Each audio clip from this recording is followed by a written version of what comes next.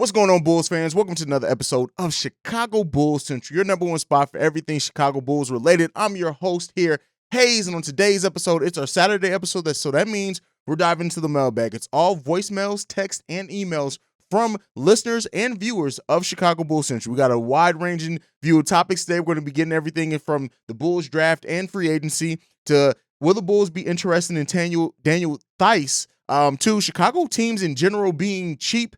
Some things on EJ Liddell. We'll get into all and more on today's Chicago Bulls Central. You are now tuned in to Chicago Bulls Central, your number one place for all Chicago Bulls news and content.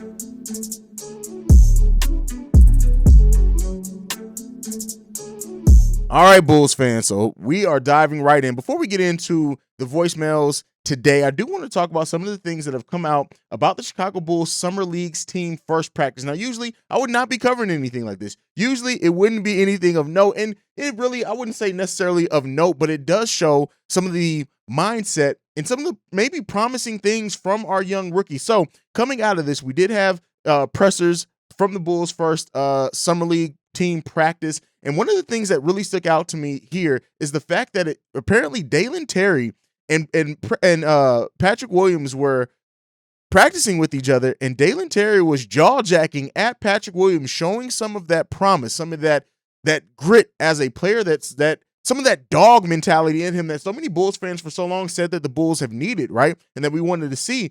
And Dalen Terry, while, yes, he may not be the player that a lot of us wanted to see drafted, he may not even be the highest skilled player, but one of the things that we did hear from him is his grit, his defense. Those are some of the things that may get him on the court early into the season. We'll see how it ends up working out.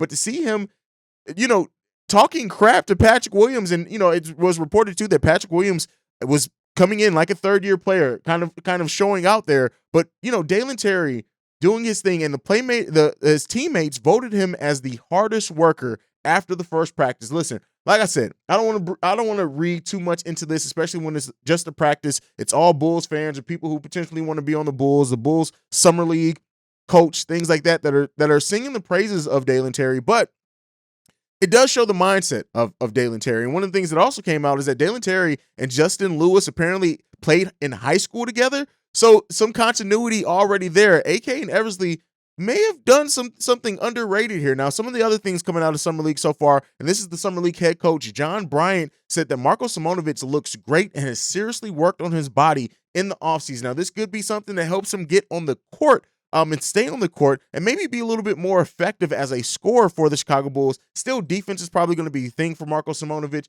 So it's good to hear these things come out about it so far. It's like I said, it's nothing negative, but I don't think if anything negative came out of a Summer League practice, that's more concern than it is if something positive comes in for Summer League practice. But it kind of just is what it is there. But it is good to be hearing these things about our 18th overall pick in Dalen Terry, showing some of that grit that very well may get him on the court early into the season. Let me know what you guys think about it. If you haven't seen the press conference that Dalen Terry and the coach have had after the first Summer League practice, I highly suggest watching it because there's some takeaways from that. I may break it down in another video as well, but just let me know what you guys think about that down below. But let's get into the main course for today, and we got a lot of stuff to get into. We got voicemails today. We're going to get into the first one. This one's from Marvin. Morning, family. Just wanted to drop a couple of things in. I had called Hayes. I'm pretty sure you realize it. I called earlier and left a message right before the free agency, and I was really expecting the Bulls to do a little bit more than they did also. But after looking at what they did, I'm not too terribly disappointed. Actually, the Bulls did pretty smart in a lot of things that they actually did by not going into luxury for what they got. Because if you hard cap yourself in the middle of the season, you can't make that trade to try to better your team. And you can look at some of the deals that were made that were, to me, that were totally outrageous for Rudy. So I think the Bulls did okay. I think more moves are coming. I don't think they'll come here soon. I think it might be at the trade deadline. But if you look at it, one thing that's most important for the Bulls' success this year, we all know this, was health. And if we can get a healthy team out there with the length that we actually have, and quiet as it kept, I know Drummond is not the sexy name, but he does give us that rebounding we need. Now, we still probably need to address some shooting and a little bit of rim protection.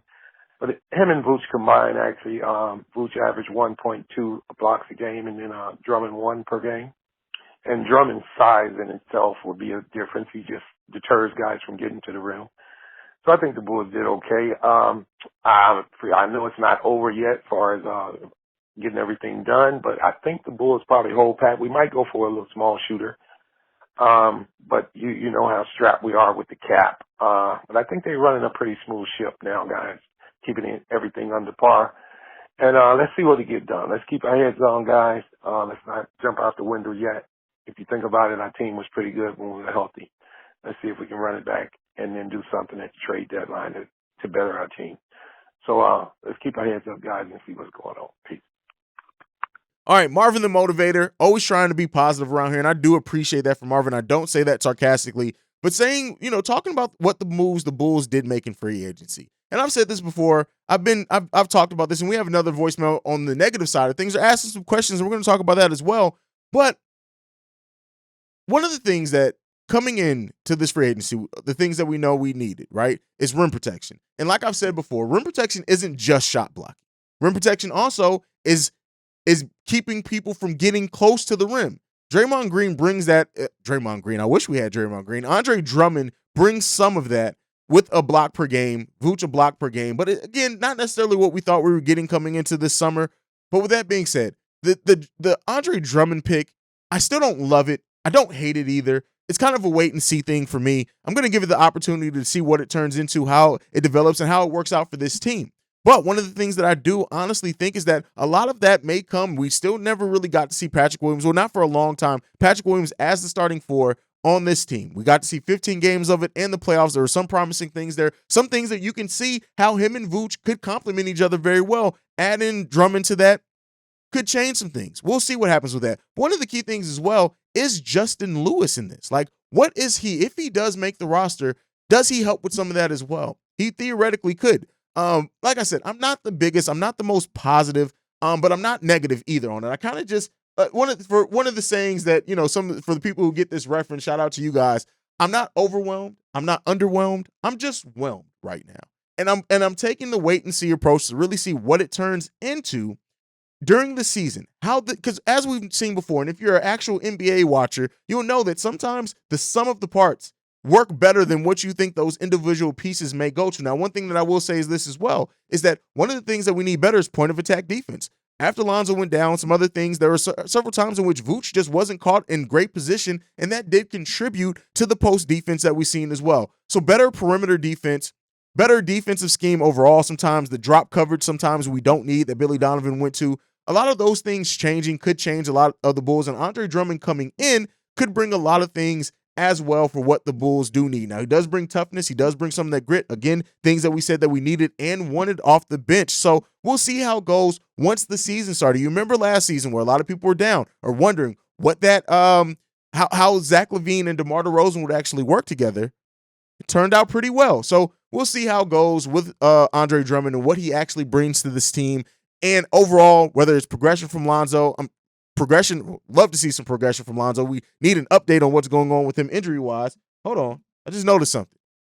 This isn't Chicago Bulls Central. Now that's Chicago Bulls Central. But with that being said, just seeing how things turn out for this team, I always have the wait and see approach. Sometimes, like I said, things can look worse than what they do. Sometimes they can look theoretically better than what they actually turn out being on the court as well. So we'll take that wait and see approach. Like I said, I'm not overwhelmed, not underwhelmed, kind of just whelmed right now.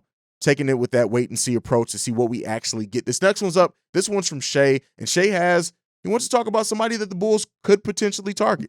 Yo, hey, look, I know we probably can't get him, but if Daniel Theis gets bought out, we need to jump on that quick, fast, in a hurry. Now, look, I know you don't agree with some of my takes, but I guarantee you Indiana probably might buy him out, and he could go good with this team. Now, look, I know we got Andre Drummond, but, hey, you never can go wrong with adding another big man like Theis, especially what he did for us in his little bit of time here. I'm just saying. Anyway, tell me what you think. Peace. All right. Shout out to Shay there, who's always a constant caller. Shay brings up Daniel Theis. Now, if he is bought out, should he be somebody that the Bulls are interested in? I would say yes. And the thing is, the way that I think it works with buyout, somebody correct me if I'm wrong, is that if a player is bought out, the most amount that you can sign them for is the difference between the buyout and what they would have gotten had they not gotten bought out. So let's say, for example, I don't know Tice's contract off the top of my head, so I'm just using these figures as a rough thing. So let's say Tice's contract is $6 million a year. If he's bought out for $2 million, the most he can get is $4 million. So something like that, however much they give up in the deal. Do I expect Daniel Tice to take up that much? No, we'll see if he is bought out. Now, one thing with Daniel Tice, he couldn't really get on the floor with the Rockets, didn't really get on the floor much with Boston. Now, we do know as a backup coming in for a big that can rebound, shoot, do some things with that, work well within the system, Daniel Tice can do that very well. He did that very well when he was here before. So I don't hate the idea of Daniel Tice, especially if he's bought out to come to the Chicago Bulls, come back to the Chicago Bulls. Yeah, I'm not against it, right? It would actually be more part of the course of what the Bulls have done this offseason. I think they're going to leave this last roster spot open in case of a trade, in case they do need to cut somebody, in case they need to call somebody up that's on a two-way deal. So I don't know if they necessarily fill that last roster spot. Could be wrong with that. Let me know what you guys think down below on the potential of Daniel Tice returning to the Chicago Bulls if he is bought out. And keep in mind, even though we did trade him to the Rockets, he was then traded to Boston and then bought out. He would be, in this case, bought out by Indiana. So we can definitely sign him back. So that same thing that happened with that last year isn't necessarily an issue. So let me know what you guys think about that one down below. Now, this next one, this is from Ricky Carroll. And as you guys know, this is actually Ricky pretty calm. Let's go ahead and get into this one. Brother Hayes, this is Ricky Carroll. How you doing? Happy holidays to you. I have a question for you. I need somebody to explain this to me. Why is it that Chicago teams, I'm not just talking about the Bulls, I'm talking about the Cubs, I'm talking about the Bears. Why is it that our players can go so cheap? Our superstars, we can't get nothing for them. Our media will put them down saying they're not worth this, they're not worth that.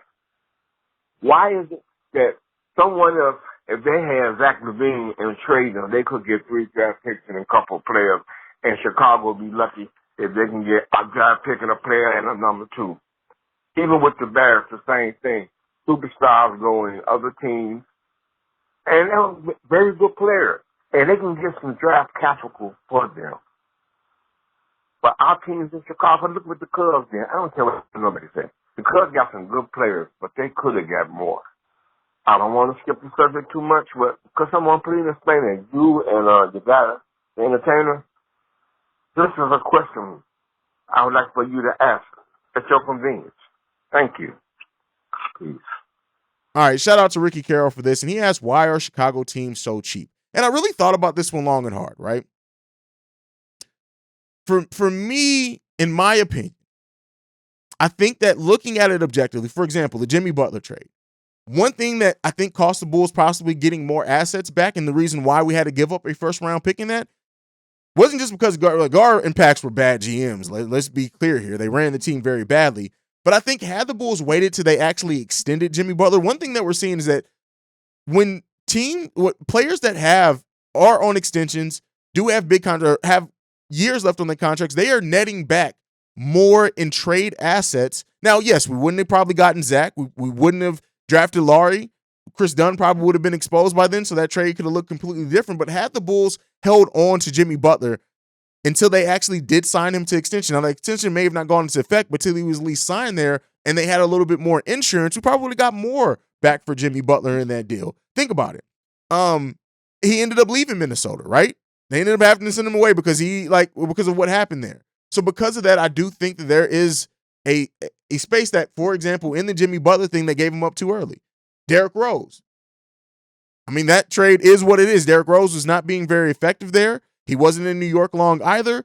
So that kind of is what it is. Now, for the rest of the Chicago teams, why are Chicago teams so cheap? Well, 2 out of the teams that are the 3 teams that Ricky Carroll mentioned are owned by the Reinsdorf. So you already know what's going to happen there, right? The Reinsdorfs run every team the same way, cheaply.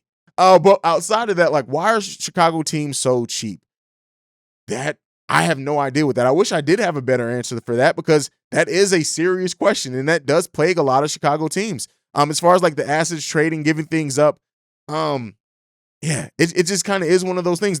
For example, look at the Bears, look at the Bulls, look at who they had in coaching for the last few years, look at who they had in GMs for the last few years before new regimes taking over. We just weren't ran very well on top of some other things. So that plays a lot, and I think contributes to a lot of things as well. Let me know what you guys think about that one down below. Thank you, Ricky, for sending in that voicemail. Let's go ahead and get into this last voicemail. This one is from Jose. Hey, what's good, Hayes, man? This is Jose from Puerto Rico.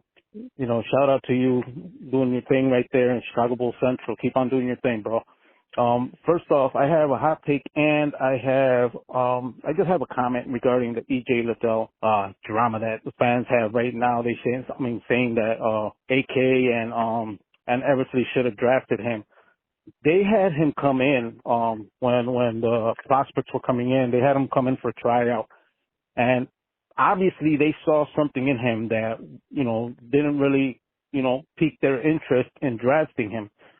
So that's why they went with Dalen Terry.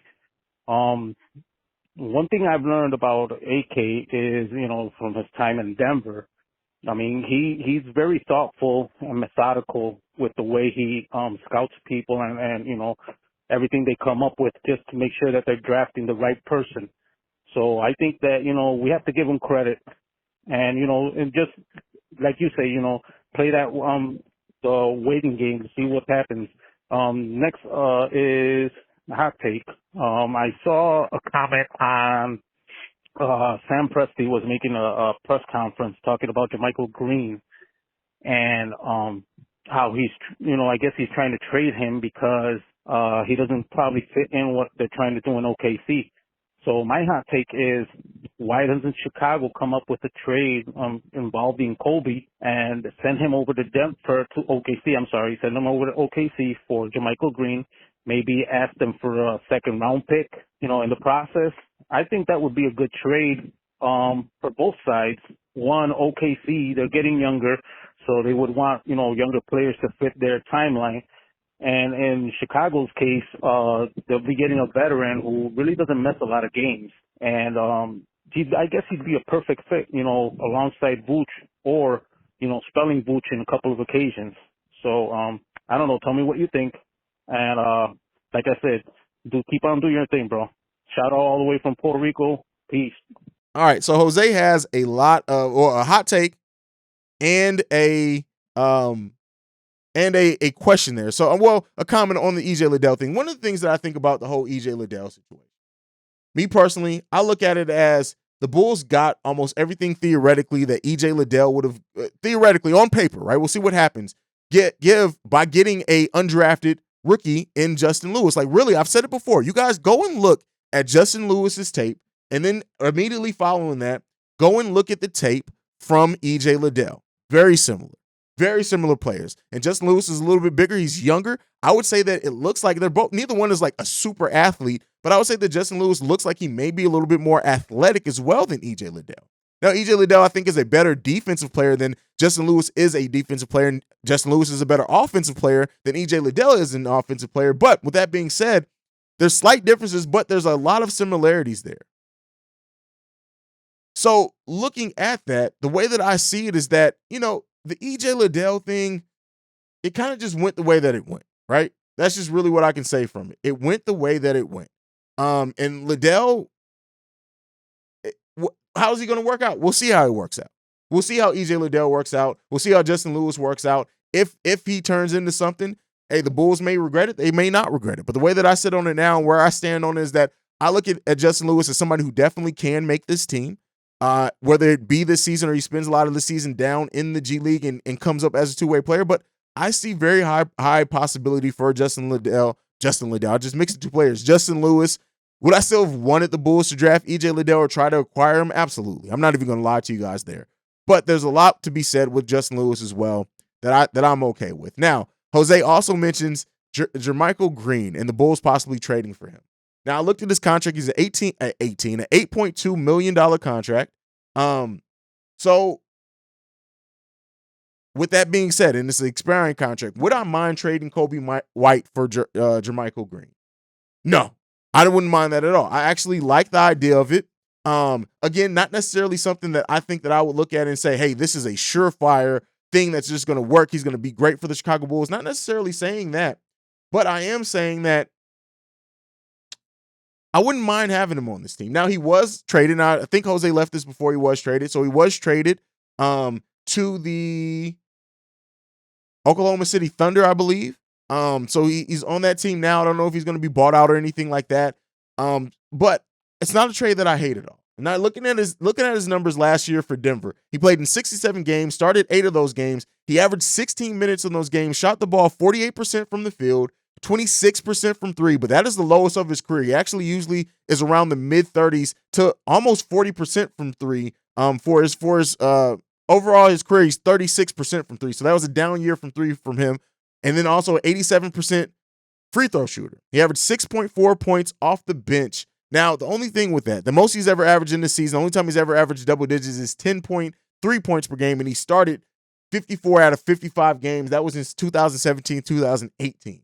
Now, the thing that I will say with this is that Kobe White being on this team offers so much more, I think, scoring-wise, and we need a lot of scoring. We need shooting. We need three-point shooting off this bench right now. So I think Kobe absolutely offers more of that, but I wouldn't necessarily hate it. I just think you're trading a player in Kobe White who's super young compared to Jermichael Green, who's already 32 years old. That would be some of the things that keep me from it. Like I said, I don't necessarily mind the idea of him on this team, but I don't necessarily see it being a perfect fit right now because of the ages and because of everything else going on. Yeah, nice veteran, things like that. To Jose's point, he more so asked if we can trade a second round pick for that. We couldn't absorb that salary. Our trade player exception is $5 million, so that wouldn't necessarily work. So that's where I kind of sit with that at. Player that I would kind of be interested in, but not for what we'd have to give up for him. So that's what kind of ends that for me. Let me know what you guys think about that down below as well. If you agree, if you would like Jermichael Green on this team. Let's go ahead and move on. We're going to get into now emails and texts. This first one up is from a number from the 309. He did not leave his name, but this is the text. Hey, Hayes, big time Bulls fans, got into your channel about 3 or 4 months ago, and I really like your content. Keep it up. I do have a question, though. I feel like a lot of Bulls fans don't agree with Zach getting the max. I feel like Zach is one of the more underrated players in the league. To get now 5 more years with him in his prime is a blessing. Why aren't more Bulls fans more excited to get a top-tier shooting guard for what I feel like is cheap for 5 years? I mean, look at Bradley Beal's contract. Sorry for the long message. Here's the thing. Fans of every fan base either do one of two things. They either overvalue or undervalue talent. It's very rare that fans of a fan base just value a talent. It's either one or the other. And I think because Zach has the defensive liability, and because for some fans, which is a dumb mindset in my opinion, look at DeMar and say, oh, this is now DeMar's team, that they are like, hey, why are we paying Zach for that? We didn't get to the playoffs. We got to some people even say we got to the playoffs when DeMar got here. Yeah, DeMar, Lonzo, Io, first full season of Vooch. There was a lot to go into the Bulls getting into the playoffs, not just DeMar being here. It's not like DeMar just got added to the same team. And the Bulls would have made the season before now had Zach LaVine not went down for COVID as long as he did in the season that we first traded for Vooch. So because of that, I think that's why a lot of people go into it, and they also look at the money, $215 million for a player. They look at that as being a lot, and some people look at that as saying, hey, you would have to be almost a generational talent to get that. And that's just not true in the NBA. Zach has an elite skill. He can easily be in the top 10 in the league in scoring. He was 12th in the league in scoring in a year where he was hobbled for most of that season. Zach is has flirted with being the elite offensive level layer of being a 50-40-90 player. 50-40-90 player. That's 50% shooting overall from the field, 40% from 3, and 90% free throw shooting. That is an elite offensive player. And Zach LaVine, for those who don't understand, Zach LaVine, before he got hurt, was averaging about the same as DeMar on high efficiency.